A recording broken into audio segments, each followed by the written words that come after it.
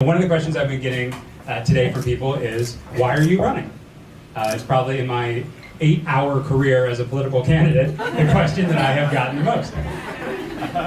And, because I have the microphone, and because we've rented the place all night, I'm going to give you the long answer. But it's also, it's the real answer. Back in February of 1911, bear with me. I told you it would be the long answer. And for the DOJ people here, this is all Seth Shallett's fault. I promise.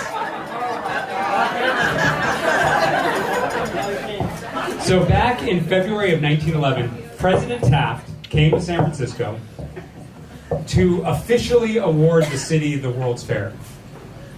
And, he spent the day sightseeing, and he met with city officials, he met with business leaders, and he was so wowed by the city of San Francisco that he went to dinner at the Cliff House, and he toasted the city as, quote, the city that knows how. The city that knows how. You may have heard that or seen it on cable cars, or I think there's a documentary about San Francisco. And, there's no doubt that for most of the last 100 years, we have lived up to that motto as a city. We've done amazing things when it comes to infrastructure and progressive values and human rights and civil rights and technology. We have a lot to be proud of. But when I talk to folks across the city, wearing my prosecutor hat or as a city commissioner, the one area where nobody thinks that we are the city that knows how is criminal justice. So whether you're concerned about the humanitarian and public health crisis playing out on the streets with our homeless population, whether you're concerned about property crime and the explosion of things like car break-ins, if you're concerned about race and equity and policing, if you're concerned about the environmental injustice playing out at the Hunters Point shipyard, regardless of which of the criminal justice issues really animate you, there's no doubt that we as a city are in a rut. The city officials are playing the blame game, and no one is really stepping forward with an affirmative vision or leadership on these issues. So I'm running for District Attorney of San Francisco because I know that there is a better way. There is a model where we can be compassionate and true to our progressive values and still have safe neighborhoods and clean streets.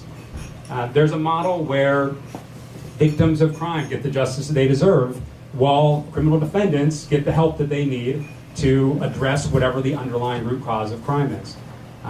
There is a model where we can be proud to live in a prosperous and equitable and safe San Francisco, to kind of reclaim that mantle for San Francisco as the city that knows how. So again, I want to thank you from the bottom of my heart for all of you for being here. It means so much to me, not just because we showed the campaign consultants that they were wrong. And that's important because we're going to run a non-traditional campaign. We're throwing the playbook out the window. And I think tonight is going to be the first of many firsts for this campaign in terms of breaking the rules and engaging with a new brand of politics. So thank you so much for being here. Let's celebrate tonight, and tomorrow let's get to work.